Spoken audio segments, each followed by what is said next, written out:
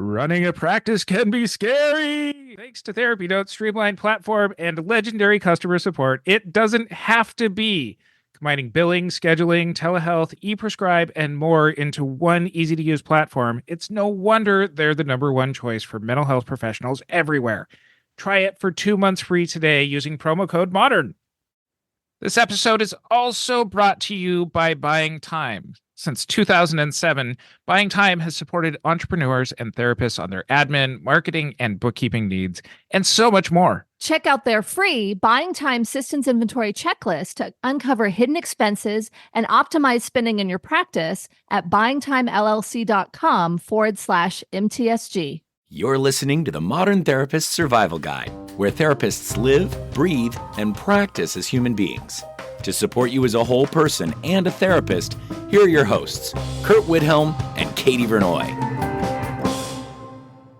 Hey, Modern Therapists, we're so excited to offer the opportunity for 1 unit of continuing education for this podcast episode. Once you've listened to this episode, to get CE credit, you just need to go to moderntherapistcommunity.com, register for your free profile, purchase this course, pass the post test, and complete the evaluation. Once that's all completed, you'll get a CE certificate in your profile, or you can download it for your records. For a current list of our CE approvals, check out moderntherapistcommunity.com.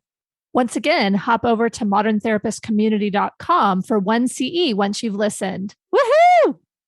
Welcome back, Modern Therapists. This is the Modern Therapist Survival Guide. I'm Curt with Katie Vernoy, and this is the podcast for therapists about the things that go on in our profession, the things that affect how we work, and this is another one of our continuing education eligible episodes. So listen at the beginning or the end of the episode for information on how to get CE credits for this. Or go to our show notes over at mtsgpodcast.com. That's where we put some of the other information too. We are following up on an episode that we had a couple of weeks ago with Dr. Ben Caldwell talking about AI being prevalent in the field. It's already here, and go back and listen to that episode. And part of what he had spoken about was something that we had already kind of started planning on talking about. So it was very convenient for this to come a couple of weeks after that episode. We wanted to talk about bias, and we wanted to talk about bias in therapy. This is something that I have been a part of the California Association of Marriage and Family Therapists Ethics Committee. I'm currently chairing that committee. I'm not speaking for that committee in this episode, and I will extend my welcome and gratitude to Katie being now on that committee this year. But I'm not speaking for the ethics committee either, partly because I've not even attended a meeting yet, but also because I'm not speaking for them. So some of the things that we're trying to do in the ethics committee is update the ethics code to include things like how we responsibly use AI. And one of the discussions that we've been having in the background is we know the potential for bias historically. It's already part of our ethics codes, things that we work to not perpetuate.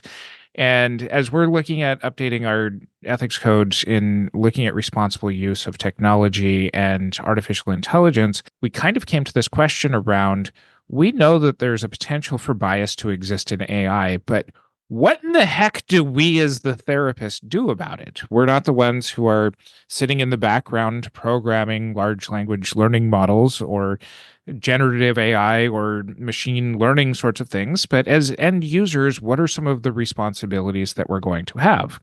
And as we were looking at what do therapists need to know about the bias in AI, I was like, I'm already doing a bunch of this work. Why not make a podcast episode about this too? So absolutely. That's kind of how we got here. And then it became convenient that Dr. Caldwell was talking about some of the ways that AI was showing up anyways. Now, if you've listened to some of our past episodes about artificial intelligence, you've heard us throw out a bunch of caution about, hey, there's some potential ethical implications here, even if they're not already part of our ethics codes. And I have to admit that I really went into the research in this particular episode looking for what are the potential really big pitfalls about how AI can get bias really, really wrong? And maybe part of that was born out of my need for defense of, hey, therapists can be pretty good at being helpful. And are we going to be better than the computer at things? Or is this the proverbial John Henry versus the machine when it comes to building the railroads back in American history lore and tall tales and that kind of stuff? So in this episode, I'm framing my bias. I'm owning it from the very beginning as far as I'm coming into this, or I came into the research looking for AI. You're going to be biased. But Katie, when I first proposed this episode, and particularly around continuing education, what were your thoughts?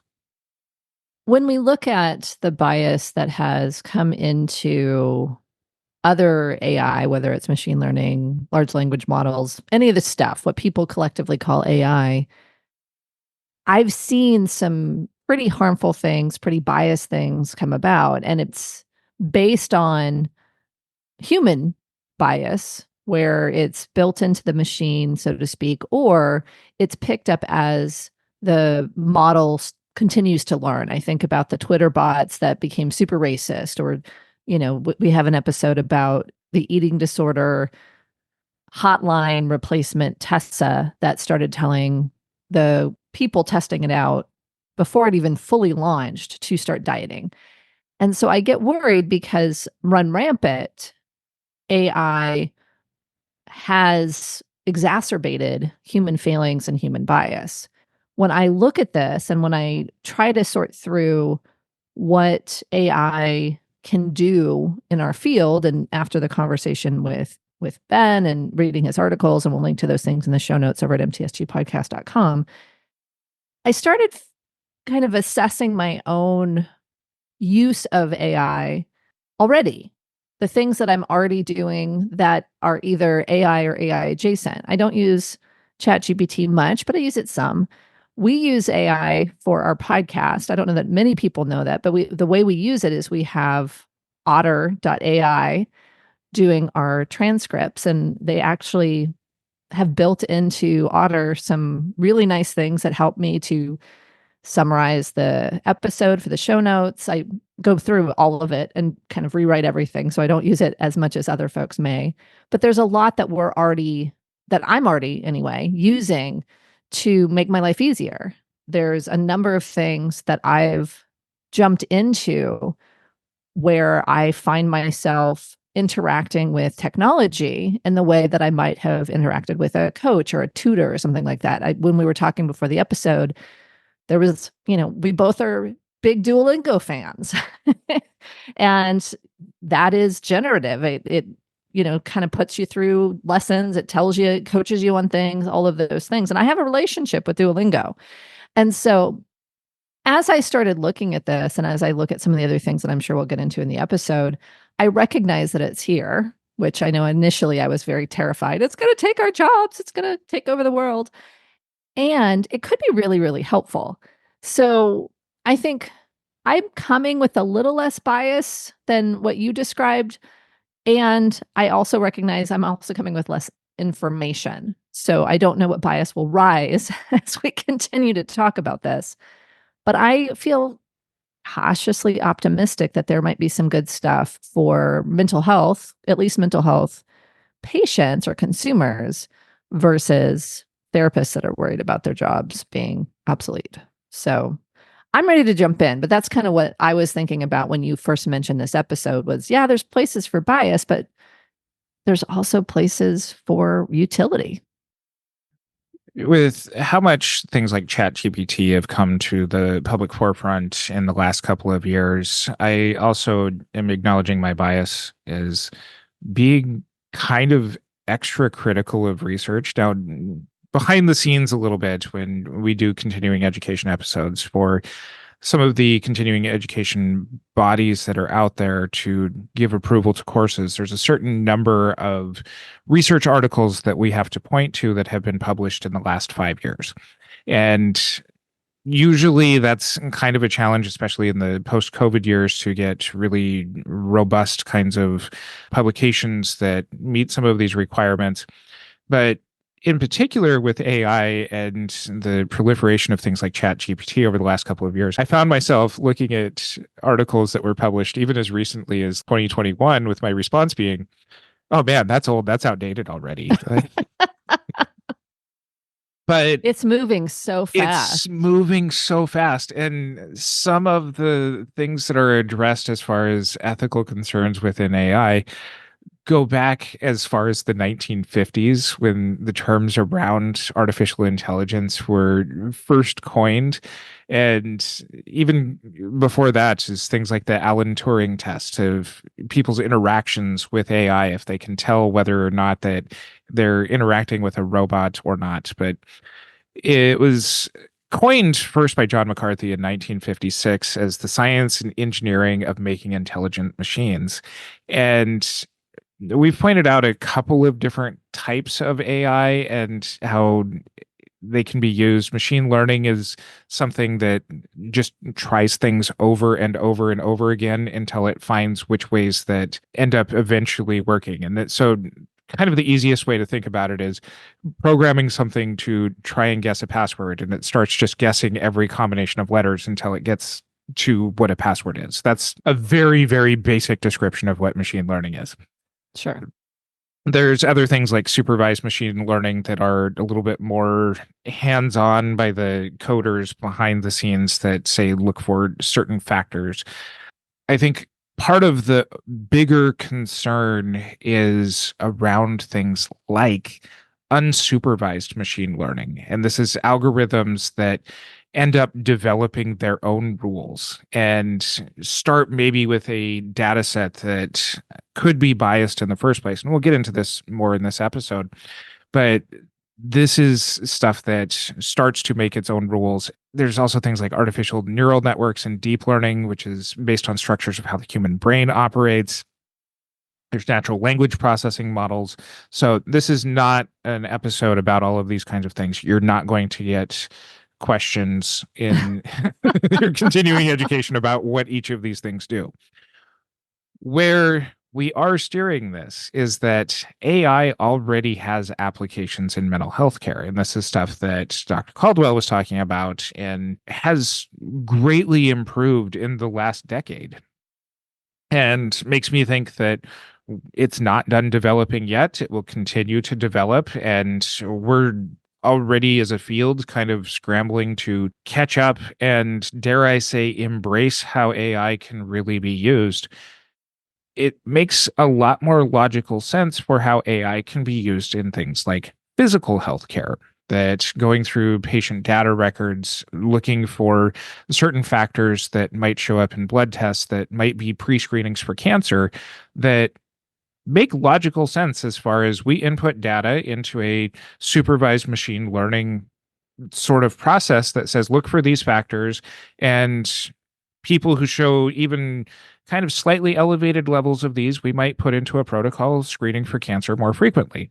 Those things make sense when it comes to hard science data. You know, all of us who got made fun of for being social scientists where feelings affected science back when we were in college, where these kinds of things point to, yeah, hard science makes sense here. But there are applications in mental health care. And a lot of where we started with the research in this episode is from a 2024 article called Artificial Intelligence in Positive Mental Health, a Narrative Review. This is by Thakkar, Gupta, and DeSouza in Frontiers of Digital Health.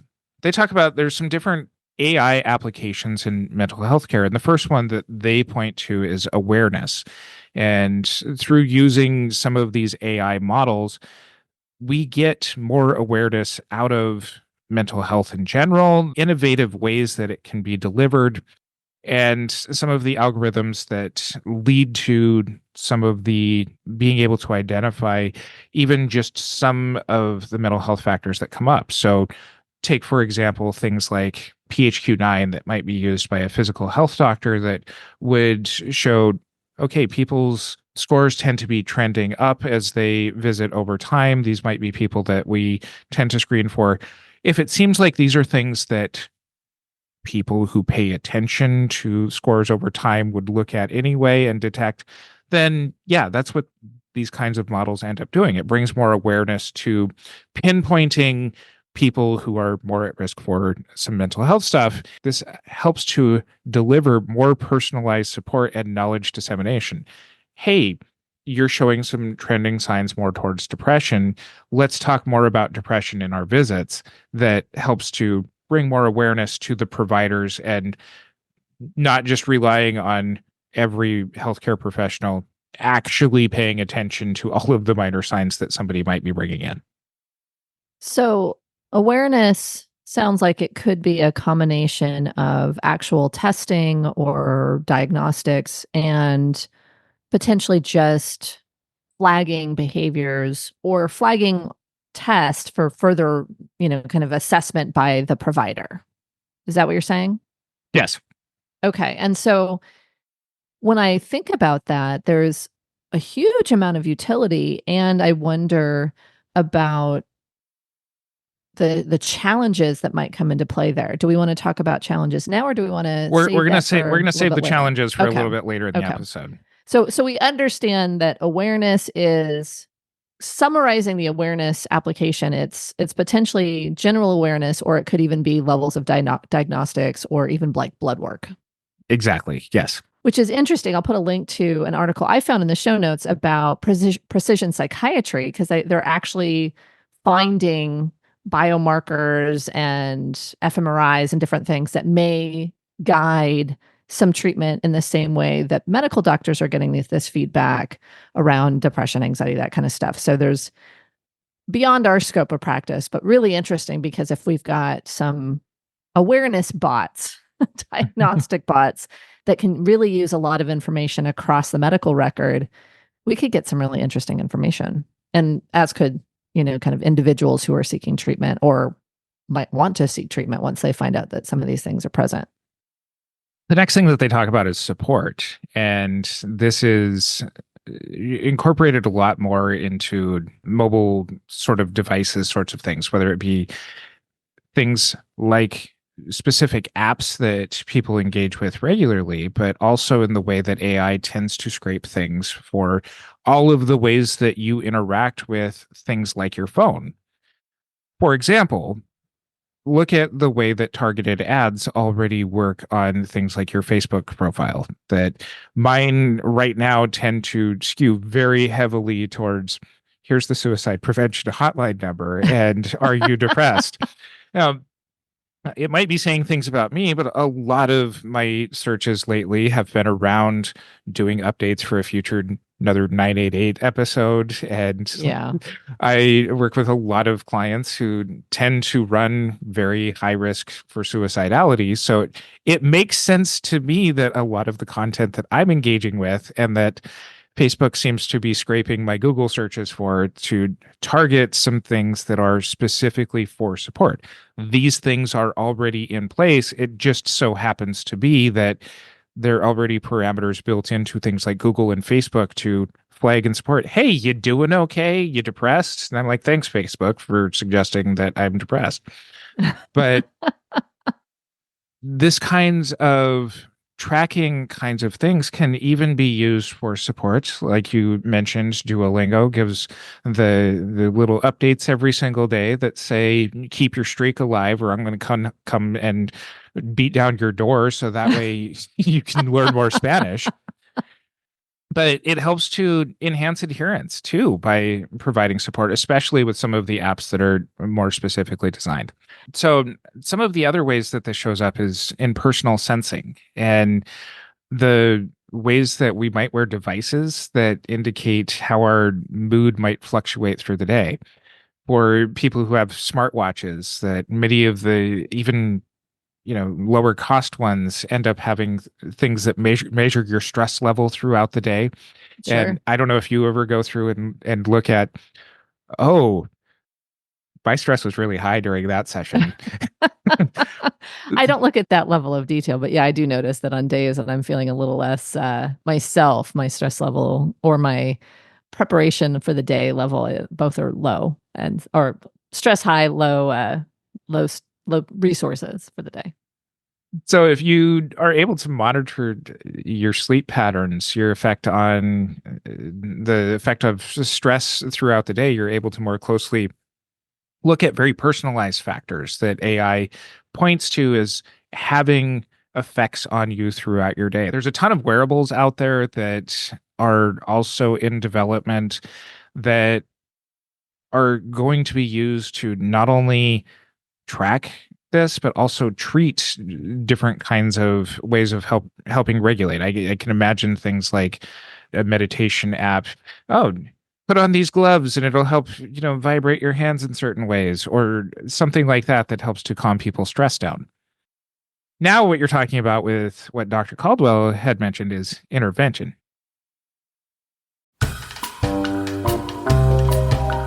Not only does Therapy Notes combine the basic tools you need to succeed in your practice, but they also offer an ever-growing library of outcome measures, custom forms, secure messaging, and more. And with their always available live customer support 24 hours a day, 7 days a week, help is just a phone call or email away. Try it for 2 free months today using promo code MODERN.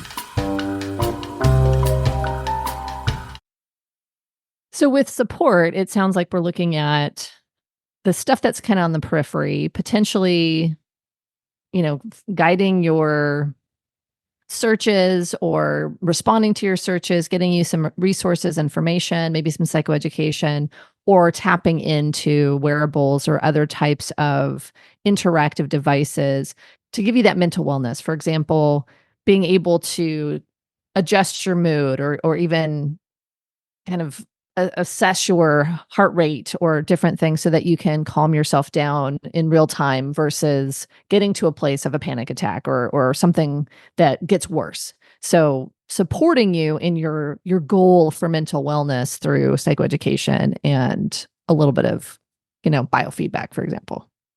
Yes, exactly. Picking up where Dr. Caldwell had been talking about is also the intervention aspects. And that's a lot of what that episode had focused on, is the delivery of therapy. But with some of this data, AI can also detect ahead of time certain features that might indicate a relapse. It might indicate somebody is moving out of a prodromal phase into an active phase of hallucinations. I could imagine AI companies being able to talk specifically to bipolar patients that say, you'd be better off taking medication the whole time, but we understand that you might not want to do that. So how about you sign up for our system and we can start to flag 6 days before your next episode that you need to start taking things into care. So, this is where we'll point later to the ways that capitalism and corporations can mess all of this stuff up. But even for people who are actively managing bipolar disorder through medication, would love to know ahead of time, I'm more at risk for something to happen. And if you could get a warning a couple of days that, hey, if I put interventions into place now, then I could either take off the severity of the next episode or I could miss it altogether, I think would be a $1 billion idea. So researchers go out and make $1 billion on that. This is where I think we'll end up spending some more time later, but there's liability here. There's the medical device, all the different routes that Ben was talking about. And I think this is the biggest part that folks in our profession seem to have concern, that this is replacing the work that we're doing by providing AI therapy, potentially doing diagnostics, potentially being their coach, which I think is, a way that a lot of therapists go. They also have coaching clients. And so I think this is where people start getting nervous that this technology is there and will look at it, but potentially may be as good or better than therapists, unfortunately. I'm not there yet, at least as far as this episode goes. But Katie and I both live in Southern California, and occasionally we get warnings from earthquake bots that say, hey, an earthquake is about to happen. And it gives us anywhere from 2 to 60 seconds to be able to brace for everything around us starting to shake. I don't know. Have you gotten any of those warnings yet? I did. There was a warning that came and no earthquake was felt. I think it was a little bit too far from us. I had my first one recently and it gave about a 30-second warning, but I have to imagine there's stuff out there for things like seizures to do the same kinds of Sure. warnings to be able to get to safety. So talking about the ways that these things can intervene, as great as we are as therapists to be able to say, hey, here's your warning signs for seizures, people with seizures would probably greatly appreciate, hey, I need to get to safety like right now. So moving this more specifically to the focus of this episode is for all of the therapists that are worried about this taking our jobs. We have to take a step back and look at not from our own individual survival, but in particular, people who might not be seeking out mental health in the first place.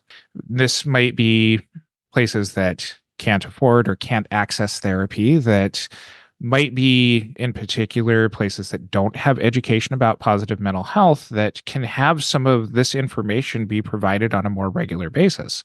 Things that might be, hey, here's your daily reminder to de-stress by taking 5 minutes to focus on the area around you. Or here's your daily reminder to reach out to a friend that, makes you feel good. I'm using really, really rudimentary examples here.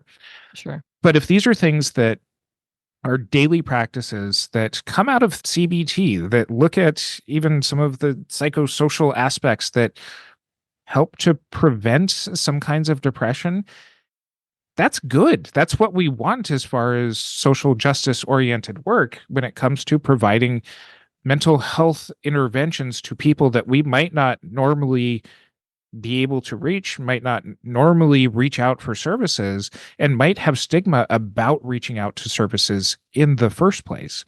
So even if they're less than perfect about it, I do have a app that gives me a reminder every day to, hey, do 5 minutes of stretches because I signed up for an app that makes me stretch because I sit and talk on podcasts and talk with clients all day long. And even though I don't do it every day, I'm better off for doing it some days rather than no days, because left to my own devices, I wouldn't do this. So when we apply this to things like mental health, particularly in communities that might not normally engage with this, even if it's less than perfect, if it prevents people from getting into more expensive treatments, this stuff has the benefit of working and being a good investment in overall public mental health. I think one of the challenges that come into my mind when I try to think through this, and my hope is that we're addressing these things. But the first one is my understanding that a lot of these intervention or AI chatbots or whatever we're wanting to call them are based in the medical model, which has inherent bias in it. It also has some problematic ways that it views human behavior. It was designed by humans, so it's going to have just the bias of the folks who created it. And when we're looking at a social justice lens, folks who are addressed from the framework of a medical model can be harmed. And so that's the first one. The second one is what we've talked about, where there's a lot of, whether it's psychoeducation or AI therapy, that's based in CBT. And while well researched and it is an evidence-based practice, there is research that shows that it's not always culturally humble or culturally appropriate. And so in meeting groups of folks who don't typically engage with therapy, those things have to be addressed, because that is basically providing a robot version of what therapy is also already not providing as accessible for all folks. Katie, I want to take this moment to thank you for giving us the great pivot into the major components of why this episode is so important. And in some ways, a summary of 7 years of our work on this podcast, as far as bringing up those biases already exist in us as treatment providers. And while there is concern about AI not being this great panacea that is 100% accurate, even if it comes across as 85, 80% accurate across most things, that might be better than most of us as individual practitioners in the limited capabilities that we have in interacting with clients in the first place. How many episodes do we start by talking to our guests as far as what do most therapists get wrong about this? Sure. Which is already just a question that fully addresses there's bias or there's undertraining that each individual therapist already brings into this. Now, hopefully, most of our modern therapists are not making most of those same mistakes, or especially after listening to our episodes, being able to take, all right, where's bias in our approach to working with either a specific population or people from a specific background. At one point, this episode was going to be just where's bias in therapy in the 2020s. And it was a little bit broader episode. And some of the articles that I had researched around that looked not at just the traditional biases that we bring into our work, the things like confirmation bias, where it's I'm a specialist who works in neurodivergence. Therefore, I'm more likely to overdiagnose people with things like autism, or I'm more likely to overdiagnose people with ADHD without ruling out other things. That's a confirmation bias kind of example. Absolutely. Yeah. That's not where our research is showing bias showing up in therapy right now. Our bias in therapy right now is, maybe there's another episode later, but it's around personal feelings about polyamorous relationships or personal feelings around consensual non-monogamy. And as I was looking at those episodes, or as I was looking at those research articles, I was thinking, we already have episodes that address this. We've been doing our job on this. So that ended up steering us more towards the episode that we're having here. And to your point, some of these biases already exist in our research. That makes me think about the interview that we had with Dr. Sharon Malone. And she was talking about the research that was around taking hormones in perimenopause and menopause and being able to sort through what had happened there, which was it was a bias sample. It was read and talked about publicly in a way that really biased the whole field. It biased patients, it biased, doctors, those types of things. And so there was like 30 years, a whole generation of women who didn't get hormone replacement therapy because of a study that was misrepresented and also started from a biased place. So I know that I understand what you're saying, Curt. I understand that there is bias in mental health, medical health studies, those types of things, and that's going to flavor everything. I guess what I'm trying to get to is what's our responsibility as clinicians if we're going to be engaging with this stuff? And what do we see as safeguards that are in place to try to address bias as these, language learning models or machine learning models or whatever it is, those things are being created? Because I get concerned that if we're looking at the monetization element, folks are going to move forward quickly with something that has some result. But my hope is that the result is not just for the shareholders, that there's actually good results for the consumers. I think the first step is we have to really accept just how bad we might be at doing our jobs in the first place. I want to say that again. We need to accept how bad we are at our jobs, or we need to accept that we are bad at our jobs. We need to accept that we are not as good at doing what we think we are in the first place. So the first thing is addressing our own bias about how good we are. And as an example of this, and I realize looking still at kind of the very large ecosystems and the research that goes into this, but there's a 2023 article in Family Medicine and Community Health titled Identifying Depression and Its Determinants Upon Initiating Treatment, ChatGPT versus Primary Care Physicians. Bum, bum, bum. And this is by Levkovich and Eliosef.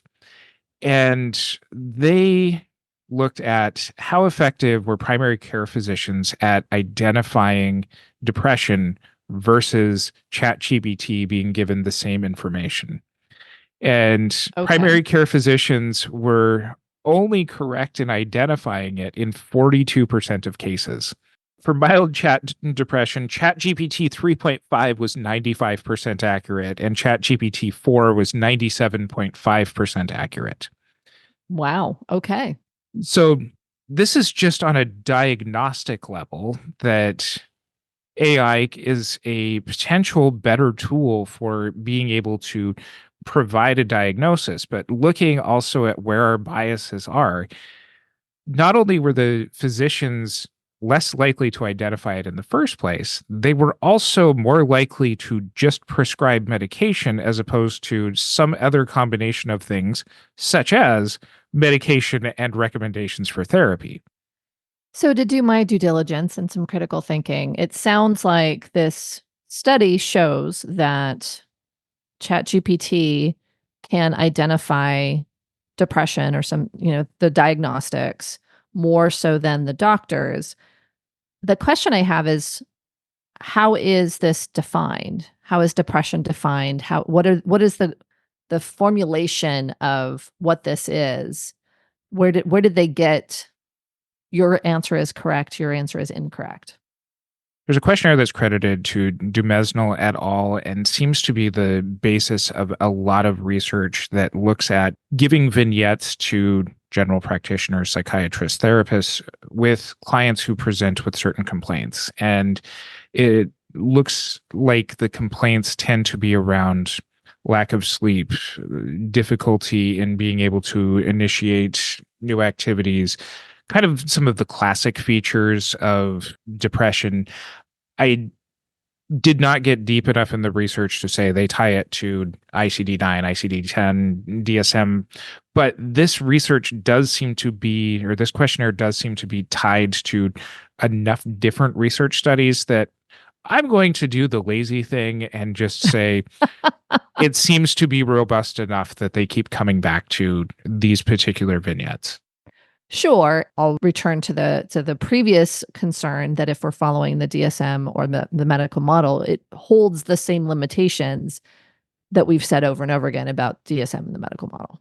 Absolutely. So, but the 97% accuracy versus 42%, what are they suggesting are the reasons that the doctors missed these things so dramatically? I mean, it seems like if they're only changing gender and other demographic information and severity, I mean, we're looking at some serious doctor bias, if I'm understanding that correctly. Before we get into extrapolating the whys, I think that Okay. there's some other interesting stuff that comes out of this. They find that primary care physicians prescribe antidepressants significantly less often to women than to men. Ooh, interesting. They showed that the ChatGPT showed no significant differences in the therapeutic approach when it came to the presenting gender of the clients. It also found that the physicians commonly recommended antidepressant medication without psychotherapy to blue-collar workers and a combination of antidepressant drugs and psychotherapy to white-collar workers, which ChatGPT did not show any significant differences in their recommendations for those. And out of the medications that were recommended, physicians recommended a combination of antidepressants and anxiolytics in 67.4% of the cases, exclusive use of antidepressants in 17.7% of cases, and exclusive use of anxiolytic drugs in 14% of cases.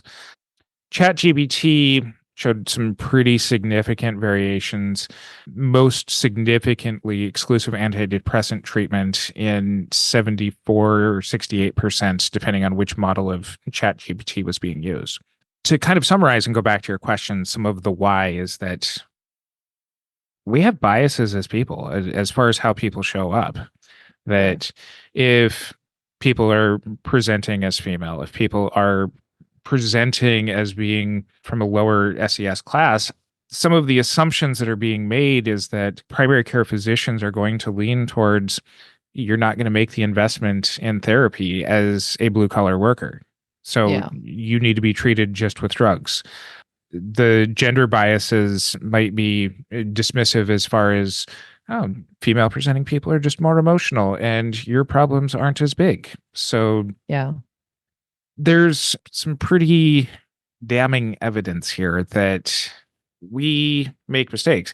I acknowledge that this is an article about primary care physicians and Sure. not about therapists in general, but it does illustrate that everybody has the potential for biases. And some of the biases that we're concerned about showing up are going to be around things like diagnostics. We've talked not only on our episodes before, but it's a lot in our modern therapist community. We see this all over social media, but when it comes to things like the underdiagnosis of things like autism in people who were assigned female at birth, that I remember hearing presentations when I was very much in grad school and immediately afterwards. So we're talking 2005 to 2010, where the diagnostic rates were 5 times higher in people assigned male at birth. And some of the descriptions being floated at the time were around there's just certain neurotransmitters that show up 5 times higher in people who are assigned male at birth. And that explains the diagnostic difference without looking at the potential that people assigned female at birth can also show some of the diagnostic indicators just in a different way. And when we're looking at this comparison, ChatGPT or some sort of AI versus a clinician, I know that there are going to be similar concerns because we're going to go from whatever the DSM says or whatever the presentations that are loaded into the chat bot, for example, or that are trained into the clinician. We're going to have the same things. I wonder if having AI diagnostics or AI interventionists or whatever will be quicker to address new data as it comes in, or will be slower, because I can see both things happening where clinicians who are on the front line, who are specializing, for example, in autism, and are able to identify beyond the short little DSM-5 TR diagnostics what can be showing up there and flowing with the new information, whereas AI might pick it up quickly. I don't know. Or they may be stuck in what's the most recent edition of our diagnostic and statistical manual. I think those things are worth paying attention to. Now, I am hearing you loud and clear that both diagnosticians can have the same bias, and AI is more likely to avoid the gender or SES or those types of biases because they're going to look just at the data versus at the human with a human's eye, right? So I think that there's some benefit there. And I know that there's also nuance that AI may miss. And so I think that I don't think this is a deal breaker, but there's things to consider when it comes time for us to identify which diagnosis bot are we sending people to as clinicians. We're going to need to pay attention to where are they getting the data to define diagnosis, because if it's based in a very old model, it's going to miss the same folks that we've been missing already.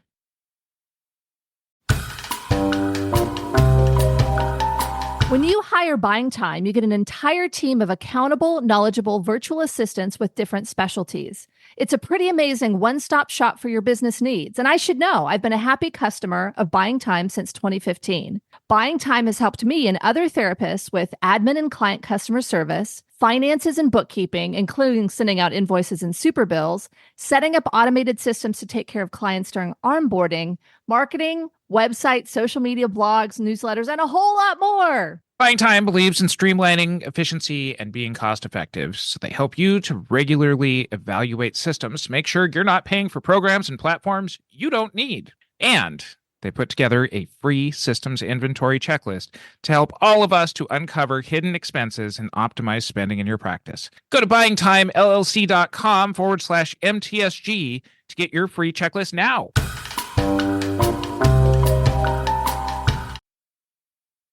And that's a big part of what is being put out in the research as far as where the bias is already coming from. There's an article titled Artificial Intelligence and Mental Health and the Biases of Language-Based Models by Straw and Callis and Birch. This is from 2020. And they get into evaluating kind of that natural language processing model that's used in psychiatry.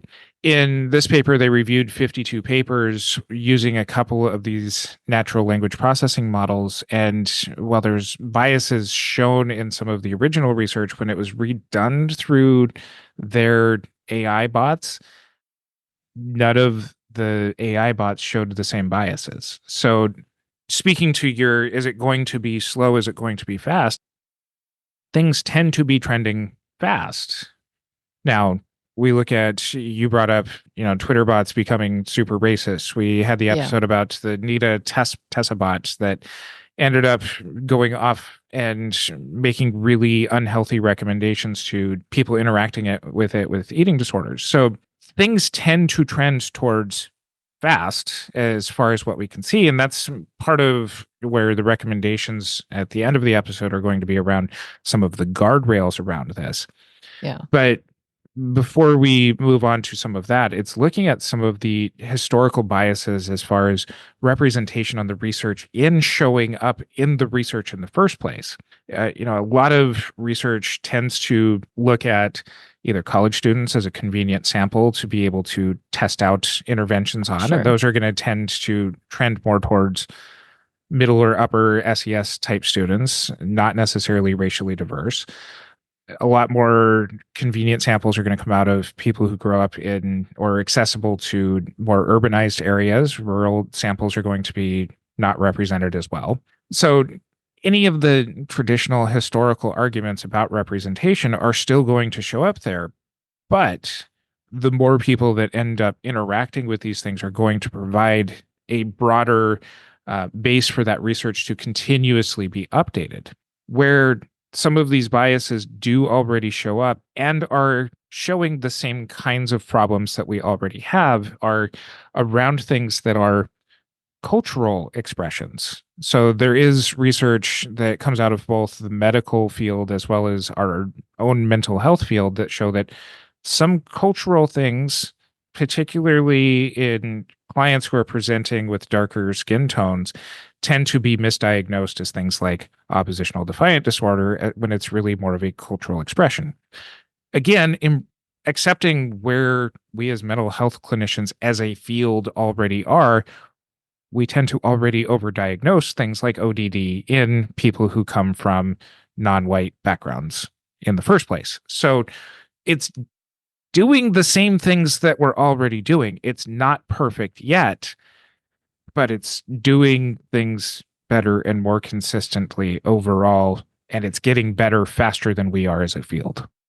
The challenge, I think, for some therapists may be, and maybe I'm making some assumptions here, that the folks who are creating these AI assessment interventionists, all these different types of AI that's going to enter into our field or already are in our field, actually, the folks who are creating it may not take the care or may not have the level of sophistication around what we're talking about. And so these things will run rampant. That being said, my hope is that their boards or their panels, their expert panels, those things are bringing these things forward. And there's actual thoughtful discourse and structures and processes around assessing for these biases, addressing systemic oppression within the mental health field so that they can make these changes. And it's hard because there's such a monetization of this that therapists are very, at least from what I've heard, therapists are very suspicious of. It's like the evil tech bros or whatever, however they're being discussed. I think that there is some real concern that makes sense if people are entering this field and throwing tech at a problem they don't fully understand, there's potential to make things a lot worse.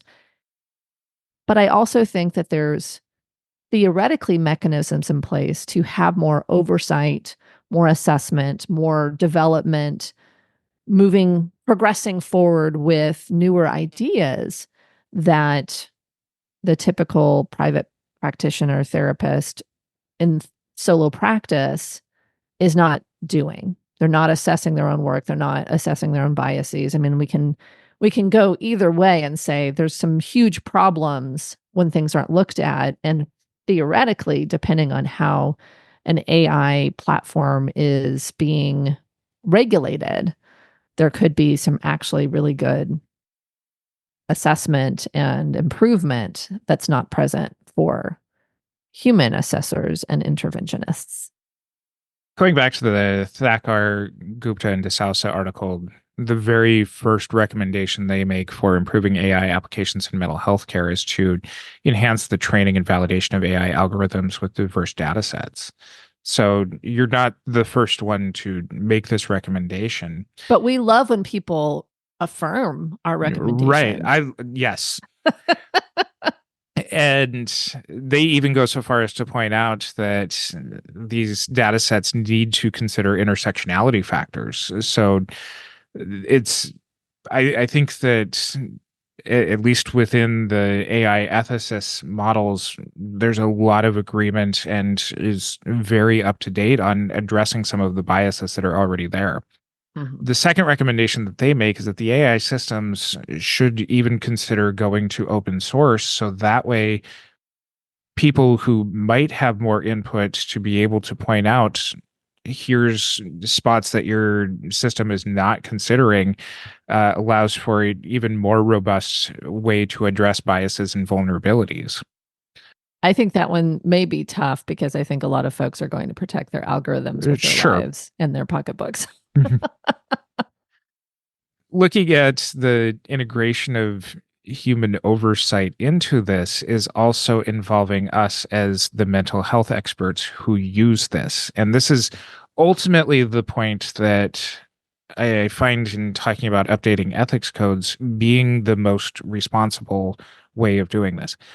We as a field, we as the individuals who are still working with clients that are not being replaced by the chatbots, that are still interacting with people that might find benefit out of utilizing some of these tools, still have a responsibility to recognize that if the chatbots catch and provide interventions or provide good therapy in the way that Dr. Caldwell talked about with 85, 86, 90, 91% of the clients, and it gets to the end of the treatments with those bots and it says, you need to go see a human therapist, that we recognize, okay, here's how 9% of you or 0.9% of you, let's assume that this continues to get better and better, that we have the responsibilities, as we already do in our work, to point out, all right, and here's how this stuff doesn't apply to you. Here's how we can further personalize treatments and interventions to you that the AI chatbots, due to whatever intersectionality factors, whatever personal choice factors that you as a client have coming in, we recognize that there's still limitations and still bias that comes out of this stuff. And here's how we can tweak this for you. So it's not just based on the data sets that are there. The metaphor that I'm coming up with in my mind is this is more like pilots who are flying almost fully autonomous aircraft that are there to catch the errors that end up coming out. And those are the ones that we trust for those particular situations to make sure that the plane gets landed safely. But a lot of us sure rely on fully autonomous flying aircrafts to be able to take off, fly, and land and do a lot of things that we're glad that the pilot and the co-pilot don't have to sit up in the cockpit and make a million adjustments during every single flight. It's an interesting metaphor. I like the idea of having the therapist sit back a bit and be able to rely on other supports, technology, to support clients while they observe and supervise and make sure that folks are getting what they need. It also sounds like a very different job. And I won't reiterate all of what Ben said in the episode that we have with him. And I think it needs to be discussed what the job becomes when we may be only evaluating pre-assessed, pre-skilled clients for additional support. To me, I think about the benefit of having a client who can access all of the lessons that they need so they can start learning tools and skills as fast as they can and being able to support them at some point to, like you said, make them tailor them to their own experience, make sure that they're getting what they need and that there's not something that the bot's missing, right? Because I think some of those lessons, while enjoyable at times, sometimes get monotonous, right? When we're teaching the same skills to the clients over and over and over again. This is why a lot of therapists become coaches so they can create a course and just teach it once and let people purchase the course later. I don't know that I actually have some misgivings here. I think that the responsibility does lie with us to choose the right tools, to engage in the process to make the tools better if we're going to be using them, and to be available to clients that have higher level needs. This is the job that we're aiming towards. And I don't know if the models of commerce are following that. People are talking about, I want to do X, Y, and Z that theoretically could be taken up by these folks, not these folks, that they're wanting to do coaching that really is going to be, by and large, I think, replaced by something on your phone. I think that you are bringing up a huge point about the nature of our job potentially changing. This is particularly going to affect the cohorts that are in grad school now and are going to be coming into grad school, because the educational standards to learn everything, and we'll link to a lot of past episodes in our show notes for this, but the demands placed on grad students today, if the workplace that they're going to end up in is fundamentally different from what they're being taught. It takes so long to change educational standards for accreditation, for legislation. Sure.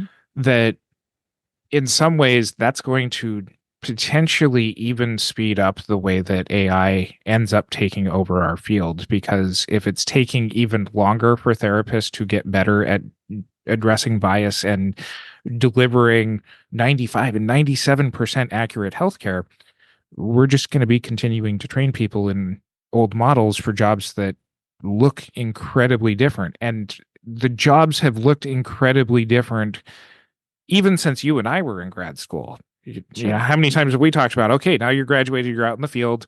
Now you get to learn how to be a therapist because you're actually interacting with the systems around you. So I don't see the quickness of changing educational responsibilities to address this stuff anytime soon. So AI tech, that's going to step in and it's going to do this stuff. And it's doing a pretty good job for a lot of things. The bias that I acknowledged at the beginning of the episode, my opinions on this changed a lot in the research that I did to look at this. This is quickly becoming something that is much better than many of us can even fathom to deliver. And for the people who are coming in and having to, be able to identify some of those, it's going to be a learning curve to be able to do that. The data sets are going to update faster than research can get published. The algorithms, the learning models will take in more diverse input from people from a variety of backgrounds, particularly from what some of the research points out to lower SES backgrounds, people who most of their engagement is through their mobile devices, where they're already able to be accessed potentially 24 hours a day, potentially with things like smartwatches and other wearables, that gives better feedback than a once a week or less interaction with a mental health professional. I think we're kind of, echoing Dr. Caldwell's points. We're at a point where if you really want to make your practice be in the way that you were trained, it's going to be embracing the things that AI can't do yet. And, this is work with relationships, work with, think of the children, do the things where the ethics aren't quite there as far as having populations that can just do CBT more regularly, but it's also not fighting that even the delivery of large scale mental health kinds of tips that improves things. As a society, it will address some things that help it to make it not necessarily be a rising tide raises all boats, but if people are able to engage in more positive mental health stuff more consistently, if it does some things better, that's not a bad thing. And it allows for us to focus on maybe some more of the systemic pressures and adopting more of a more global mental health approach from what we do to be able to bring some of those social justice aspects in that do have things. I don't think AI, CBT is going to fix poverty. Maybe that's where we start to be able to focus, some of the environmental factors that our knowledge can benefit some of the aspects that technology can't. So, and coming from me, I'm surprised at these words coming out of my mouth. I'm convinced that there's the potential for a lot more good than bad out of this. And our choices as a profession is to either embrace this and the changing roles that we have, or to kind of get left behind and continue to be yelling at the cloud. Well, it's good to hear that you landed kind of where I have been landing. Where I let the research inform me. Yes, excellent. For folks who are starting out or are deep into their clinician journey, I think that there are some elements to this that are going to be pretty hard to swallow, pretty hard to stomach.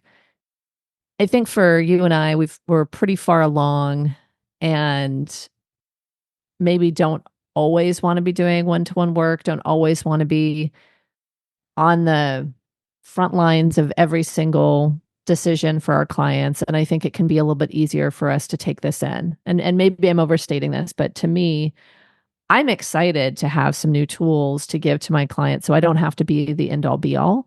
And I think that my hope is that there are avenues for folks like us who want to do advocacy or oversight or have some sort of impact on the future of the profession, that will be able to get involved and try to address some of these things that oftentimes, whether it's academia, the medical model, however we want to describe it, that those things can be, folks with lived experience as therapists will be at the table, I guess is what I'm trying to say, that we can actually say, hey, wait a second.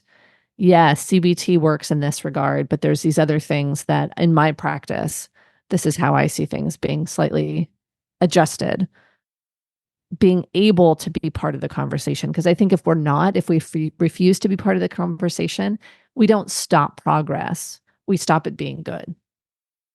Well said. You can find our show notes over at mtsgpodcast.com. We'll include a link of our references over there.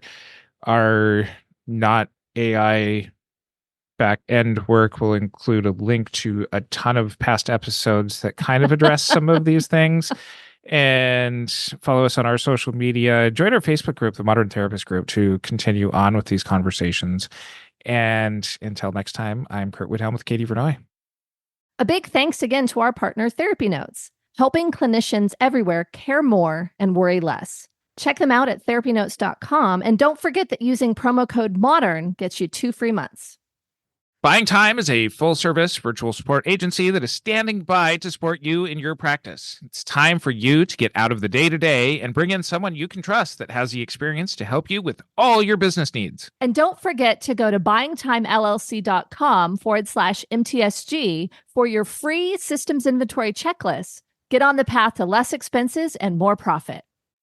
Just a quick reminder, if you'd like 1 unit of continuing education for listening to this episode, go to moderntherapistcommunity.com. Purchase this course and pass the post-test.